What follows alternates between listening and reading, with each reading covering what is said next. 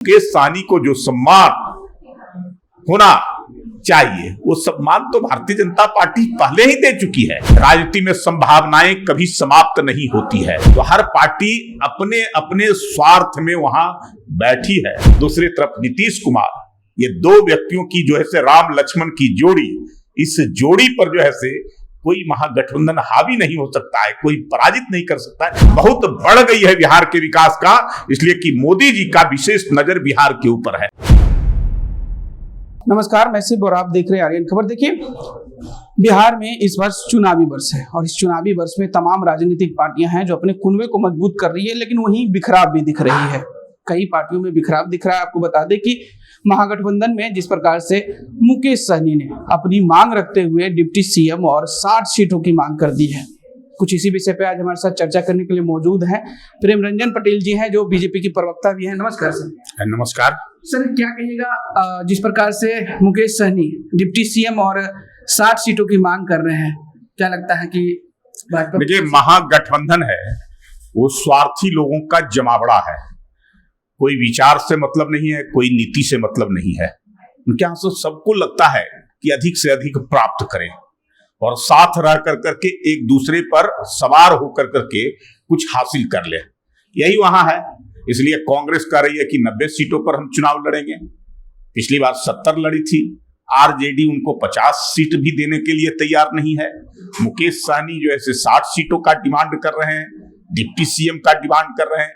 तेजस्वी यादव स्वयंभू नेता बनकर करके मेरे नेतृत्व में चुनाव होगा और मैं मुख्यमंत्री का उम्मीदवार, और महागठबंधन की कोई पार्टी उनको नाम पर सहमति नहीं दे रहा है।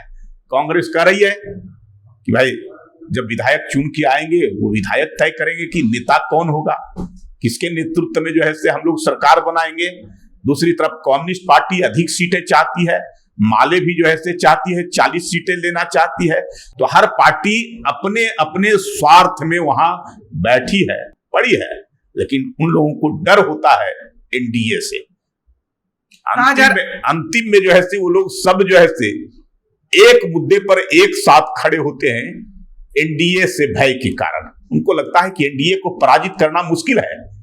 एनडीए जिस प्रकार से मजबूत भी है, एनडीए का जिस प्रकार से आम जनता में, लोगों में जो है से उसके प्रति आकर्षण है, जिस प्रकार से विकास के कार्य कर रहे हैं, एक तरफ मोदी, दूसरी तरफ नीतीश कुमार, ये दो व्यक्तियों की जो है से राम लक्ष्मण की जोड़ी, इस जोड़ी पर जो है से कोई महागठबंधन हावी नहीं हो सकता है, कोई पराजित नहीं कर सकता है। इसलिए सब जो है से अपने अपने स्वार्थ को लेकर करके एक होते हैं, लेकिन अपने स्वार्थ को पीछे कर करके भी एक साथ आने की कोशिश करते हैं, केवल लड़ने के लिए। अब कहा जा रहा है प्रेमरंजन जी कि मुकेश सहनी पर जो हाथ है पीछे से, वो बीजेपी के केंद्रीय नेतृत्व का हाथ है, इसीलिए उनकी जो सुर है वो बदल रही है महागठबंधन में। देखिए, मुकेश सहनी भारतीय जनता पार्टी के साथ पहले भी रहे थे। पिछले चुनाव में उन्होंने क्या कहा था 20 में, मेरे पीठ में छुरा भोंका गया, और जब उनको बाहर कर दिया गया, जब गठबंधन का सीटों का बंटवारा हुआ,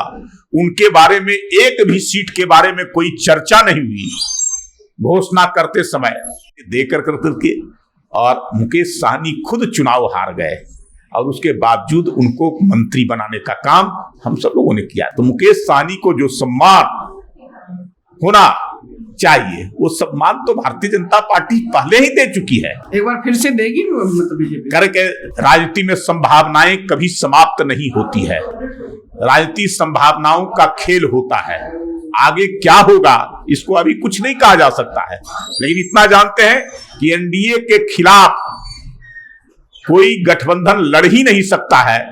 तो हर गठबंधन के लोग जो है से सशंकित भी हैं और चिंतित भी हैं कि एनडीए को पराजित करना मुश्किल है। तो जो अपना वजूद बचाना चाहेंगे वो एनडीए के साथ आना चाहेंगे। मुकेश सहनी जो मल्लाहों का वोट बैंक की बात करते हैं, उससे क्या डर लगता है कि बीजेपी या फिर एनडीए को घाटा मतलब होगा अगर वो महागठबंधन में अपने वोट बैंक को लेकर? देखिए, हमारा तो सीधा है ना, सबका साथ, सबका विकास, सबका विश्वास। हम तो सबों के लिए काम करते हैं, हम किसी जाति विशेष के लिए नहीं। दबे कुचले शोषित कमजोर वर्ग के लोगों को, दलित महादलित पिछड़ा अति पिछड़ा हर वर्ग, सामान्य वर्ग के लोगों को भी, सबके लिए काम कर रहे हैं।